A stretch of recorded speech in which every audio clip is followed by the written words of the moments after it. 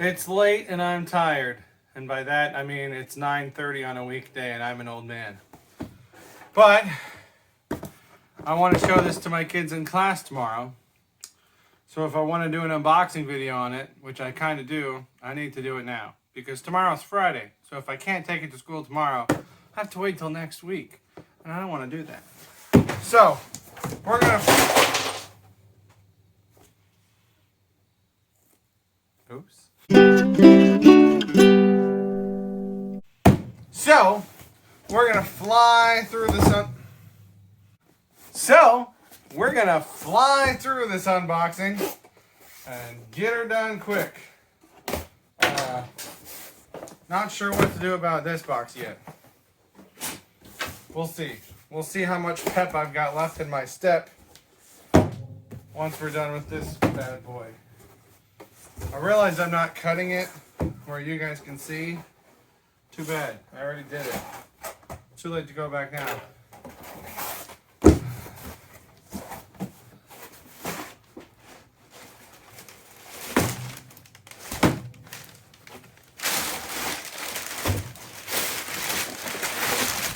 Have some paper.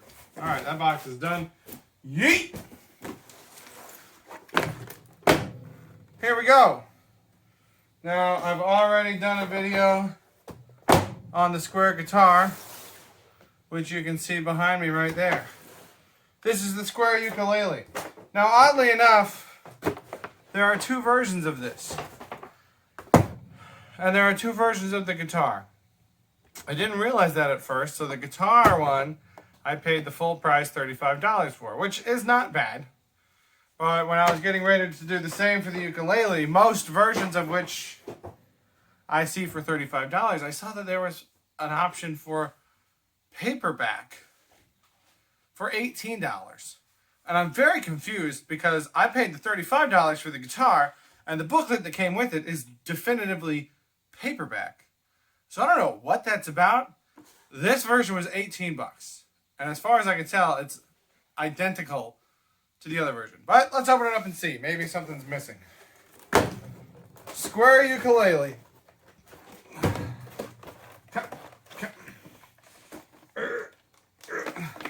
This is, oh my god, for how small and insignificant that was.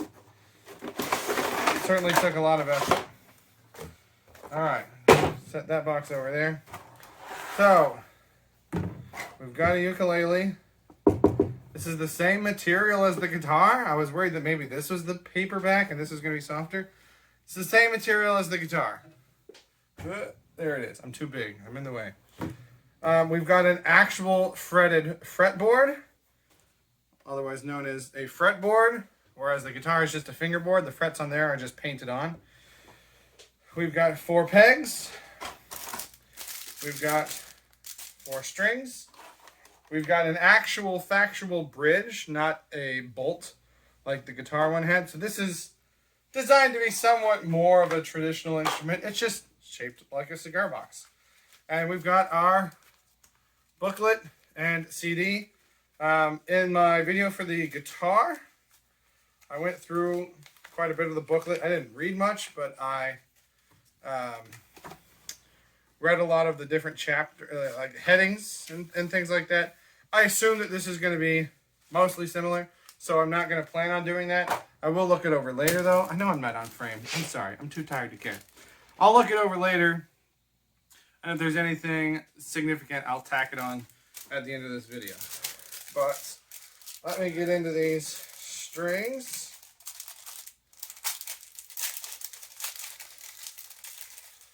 Oh, they're all black. I don't have any black stringed ukuleles. I always get confused by how people number them. So it's first, the furthest from you, I would call that the 4th, but maybe I'm the weird one. There seems to be something on my fretboard, some kind of white substance right here, and it's there, and there's a bit of it down here also. I don't know what that is.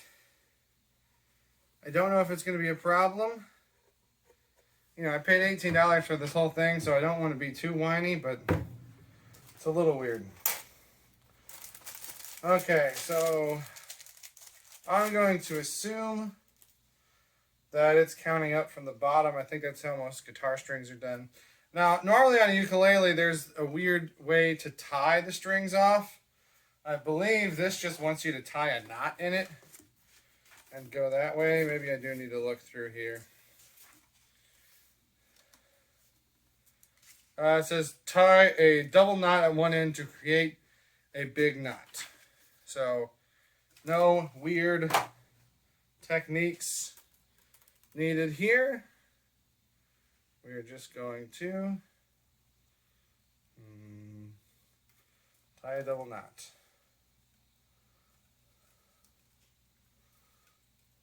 That one.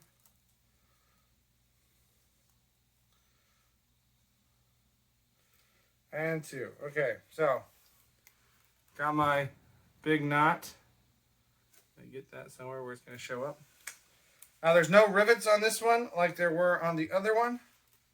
So we just feed it through. I believe it's because these type of strings at this tension are not going to eat through the wood like the steel strings at the higher tension of the guitar would.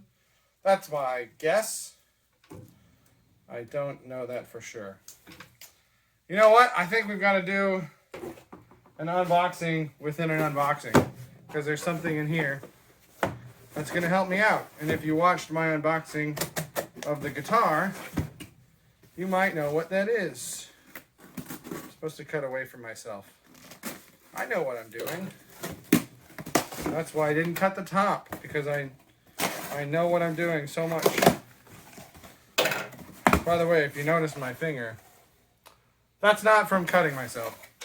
That's just a different thing that I've done to myself. Okay, we've got a little looper pedal.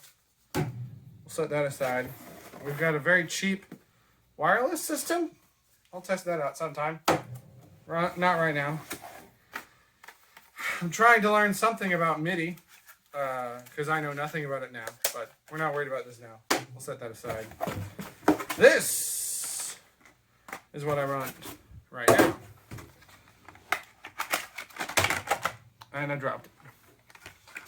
It's okay, I only dropped it on my piano. This is a string winder, string clipper combo. I did find my actual string clippers. And by string clippers, I mean wire cutters, because that's what they are. Which directions do I want this to go? This way. And something else that I was going to say. I'm pretty sure I found my string winder. But I think by the time I found those, I had already ordered this. And so since this is here and it's new and I want to test it,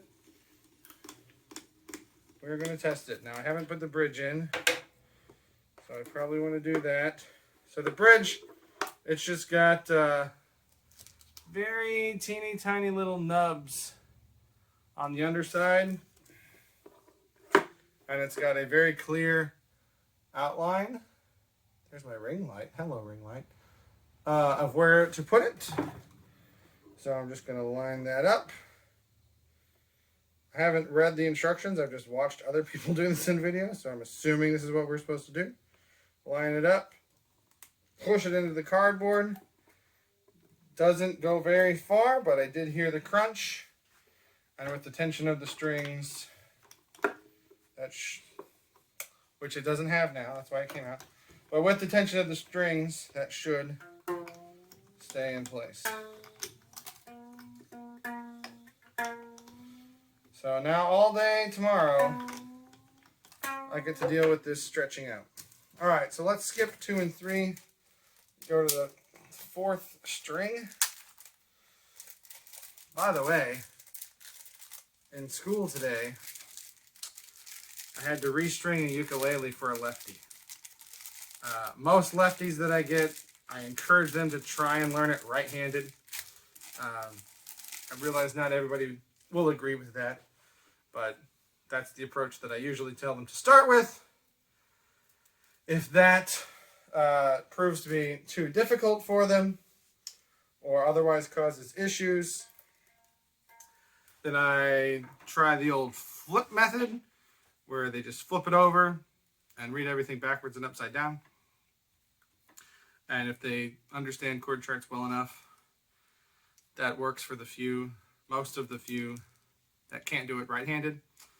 But I've got a student who tried it right-handed, wasn't working. Tried reading all the charts backwards, wasn't working, and has requested a left-handed ukulele. So I have restrung that ukulele. And man, I tell you, I was trying to do just a simple 1-5-6-4. It's hard to do it with your offhand. Well, I should say, it's hard to do it backwards from what my muscle memory is. I imagine that if I didn't have that built in, it wouldn't be quite so difficult, but who knows? Am I going to be turning this the wrong way? Probably, because I don't know my left from my right. That's not the right spot! I skipped that one! This is what happens when I try to talk and do something at the same time. Oh, goodness me. Well, at least we didn't get that far.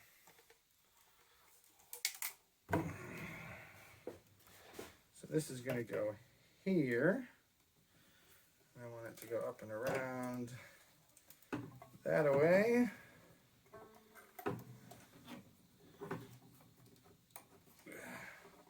So at $18, this will be the cheapest ukulele that I own. It's going the right way. Yes. This will be the cheapest string instrument I own, I believe.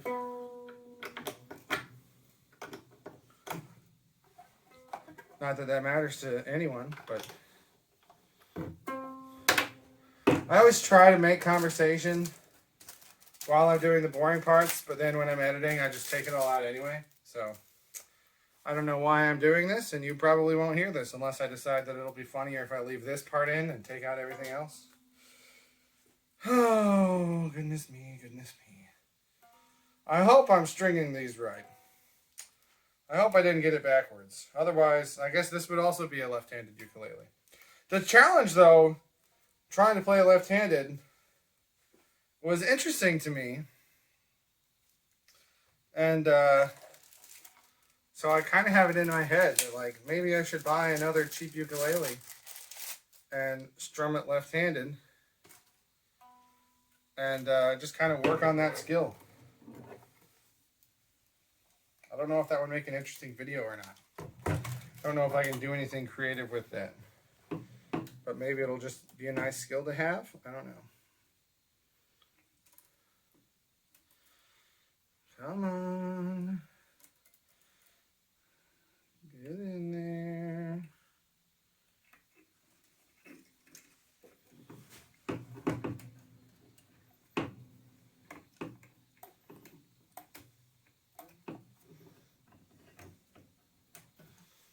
Alright, I want to go that way, pretty sure.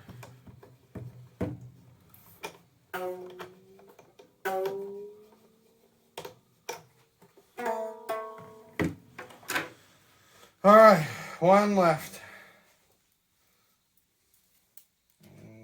Yep. Based on the thicknesses, I believe I have this correct. I did check that at one point. Check the thicknesses. I didn't check to see if I had it correct. I checked the thicknesses. And if that had felt wrong, I would have double-checked the book. But that seemed fine, so we shall press on.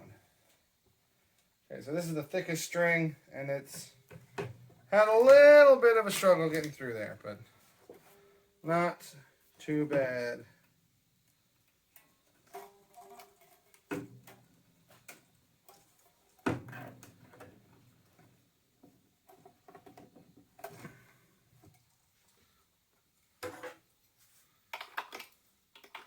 Well, for the cheapest string winder, string cutter, pin puller combo on Amazon, think this thing was $4. It appears to be working. So, no complaints there. Where is my tuner? It's over here. Hold on.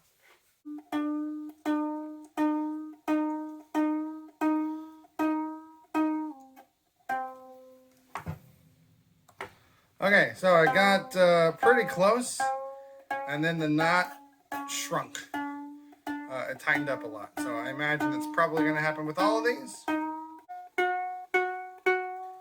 A thought is occurring to me as I sit tuning this ukulele, and by sit I mean stand. As I stand tuning this ukulele, sweating profusely, I wonder how much moisture this cardboardish material can take before it starts peeling away. This might have to be only used in certain climates. I turned my air off for the video so it wouldn't be making a bunch of noise, but now I'm sweating a lot. So this C is buzzing quite a bit. I'm not sure why. I don't know if it's the tuner. It's not the tuner. I don't know if it's not the loose strings. I don't know if it's just not sitting in the nut or the bridge properly. It doesn't seem like it's in the bridge as solidly as the rest. But I feel like that's more of a nut problem than a bridge problem.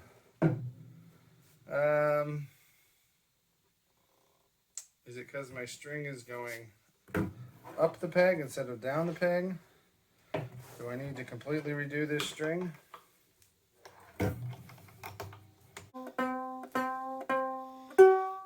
Okay, so that did seem to be the problem. I've heard people mention that before. I've never really experienced that issue before, at least not that I remember. But that's the only thing I changed, and it seems to be better now. So to try to explain what just happened, when you wind the strings, they can either wind up the peg or down the peg. And this one, I've never paid attention to that before in my life. I guess probably I should be. This one was winding up the peg. And so all I did was I undid it and then redid it so that it was going down the peg. And now it's not buzzing anymore. So I don't know if that really was the issue. My hypothesis, and again, I don't know this, but it seemed like it wasn't being held tight enough against the nut. And so my thought was, if I make it go down the peg, that'll have just a little bit more tension on it that way. And it seemed like that did the trick. So either I happened to be right, or it was an absolute coincidence. Both are possibilities. This E string's giving me some weird overtones, and I'm not quite sure why. But let's snip these extra strings off. I was trying to think of a clever name for these. The best I could come up with was witch's fingers, witch's fingernails, witch's claws. See, I couldn't even come up with it. That was the best I could do, and I couldn't even formulate it into a cohesive thought. That's where I'm at right now.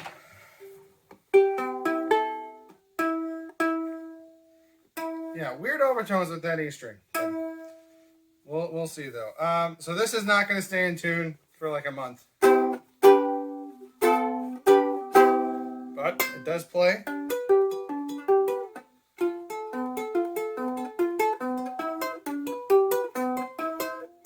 I was kind of worried that this first fret might be difficult to play on. I know that some cheap instruments have a very tall nut, which makes for a lot of action. This seems pretty fine. Like I said, it's not going to stay in tune for a while. It doesn't sound great. I imagine that's partly due to this square cardboard box not being a great resonator. And also the fact that the strings are still stretching, so it's not going to stay in tune. But it does work. And I am going to take it to school tomorrow, and I'm sure my kids will get a kick out of it. So that's probably going to be the end of this. I will look through this book. I'll let you know if there's anything interesting in there that was not in the guitar book. So if you want to see more information on the guitar book, check out that guitar video. And after it relaxes into its tuning after a weekend or so, if I can get it to stay in tune for a while, I will do a demo.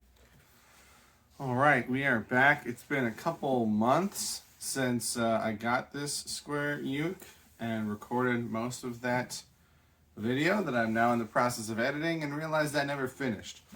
So first of all, I wanted to point out, it does say right in the book to make sure that your strings are wound properly.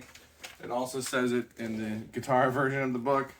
So they had it in there and I just didn't miss it, so that's totally on me. So that was the issue that I think with the C string buzzing. Also, I wanted to show the size comparison. So this is a standard soprano ukulele, which you can see is quite a bit smaller. I'm sorry, it's black. I know it's hard to see, but quite a bit smaller. And the concert size is just a hair longer. It's kind of hard to line up the bottoms.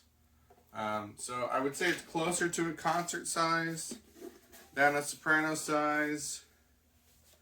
The neck seems slightly less than a concert size, slightly thinner. It's hard to line these up. So yeah, it doesn't fall neatly into a size category. It's its own thing. It's a box. But I thought I'd do a little sound demo comparing it to some standard shaped ukuleles. So this is a Diamond Head, which is a pretty cheap brand of ukulele. And these are just the strings that came with it, which don't sound great. I know from the ukuleles at my school that if you put better strings on this, like these, it will sound better. But just as a demonstration, again, I'm sorry I wore black with this. It's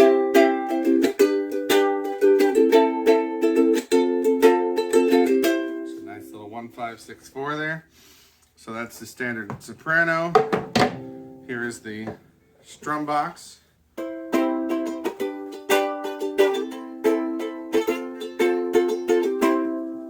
So the sound's not quite as full. I don't know how well that's coming up on camera. It's much thinner. You know, the pitch is the same. It's just a different tone. But again, this one does have the output. Maybe I should plug it in and let you hear how that sounds. So I'll do that in a moment. But here's compared to the concert.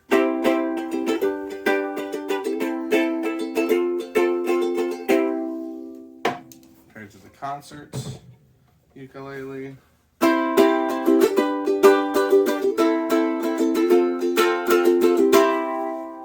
This one sounds fuller, but it still sounds pretty bright to me. Whereas this one sounds a bit warmer. I don't know. Am I just making up words to make it sound like I know what I'm talking about? I don't think so. Let me go plug this into the mixer and let you hear what it sounds like plugged in. Alright, so we've got it plugged in to my mixer going into my PA system.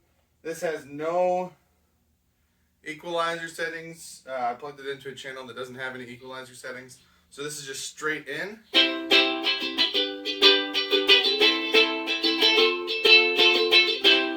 And it's pretty bright and tinny. So what I'm going to do is I'm going to change this to a channel that does have equalizer settings. And I'm going to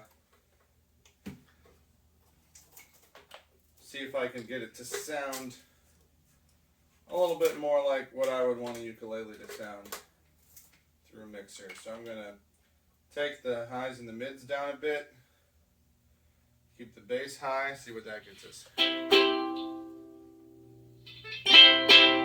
Still really high.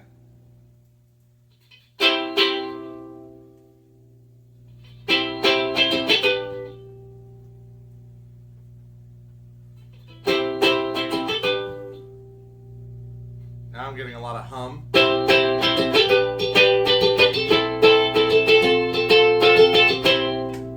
So I turn the highs and the mids all the way down and the bass all the way up. Maybe if I bring in some more mids. No. So yeah, not a great sound coming through the amp. Again, it was $18, so I don't expect that much from it.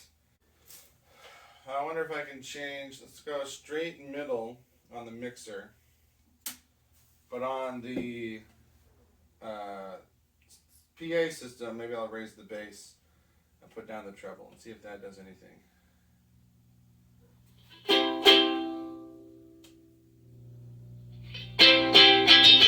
Still very, very bright.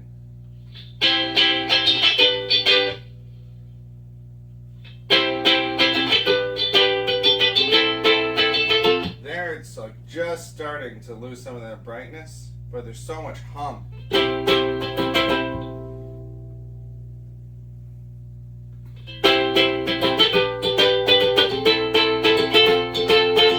Alright, that's closer to what I would want. So I've got the equalizer on my mixer, highs and mids turned down, bass turned up, and then my amp head also has equalizers on it. I've got the treble all the way down and the bass all the way up. And that's like getting close, but still not quite there. I will say it is kind of fun to kind of drum on it since it's plugged in. Use it that way. But yeah, definitely not the most pleasant sounding out of an amp, but there is that option there. While I'm over here, I figured I might as well show you some other things that popped up in the earlier part of the video. These cheap $40 Wi-Fi, I can speak, I know my words, wireless guitar system. Uses 2.4 gigahertz Wi-Fi. So here we have our receiver. I'm just going to turn that on, plug that into the mixer, and you know, obviously the ukulele doesn't sound great, but the wireless system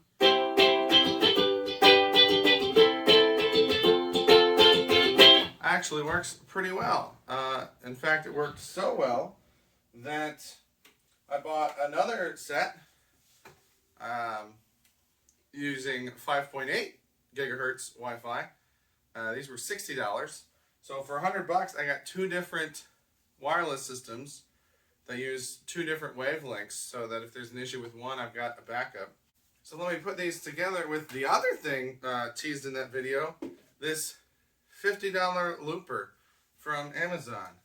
So we go transmitter from the uke to the receiver into the looper, and then transmitter from the looper into the receiver in the mixer. Now with no cables other than the power cable to plug this looper in, we should be able to get something going here. Raise my volume. Okay, both transmitters are working.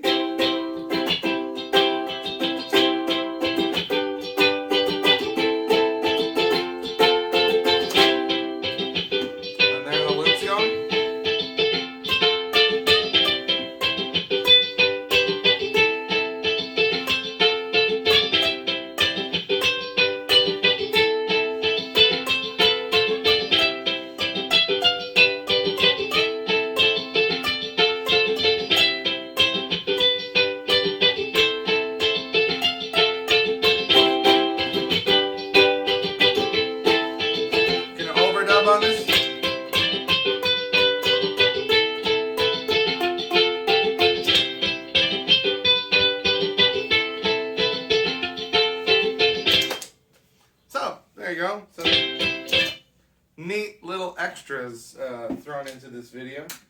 But that is about going to do it for the square ukulele, the Hinkley Strum Box ukulele.